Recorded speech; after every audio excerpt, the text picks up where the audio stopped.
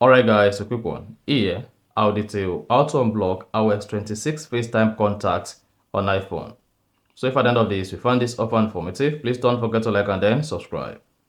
Now the first thing you want to do is go ahead and open the settings app, scroll down, locate and click on apps, scroll down and click on FaceTime.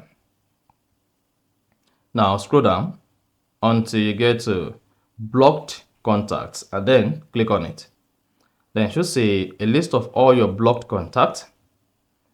Now, to unblock blocked contact on FaceTime, just click on the contact, click on edit, then click on the contact you want to unblock all the phone number, and after that, go ahead and click on the check mark at the top right, and then you are good. So that is basically how to unblock contact on FaceTime iOS 26. So if you found this offer informative, please don't forget to like and then subscribe.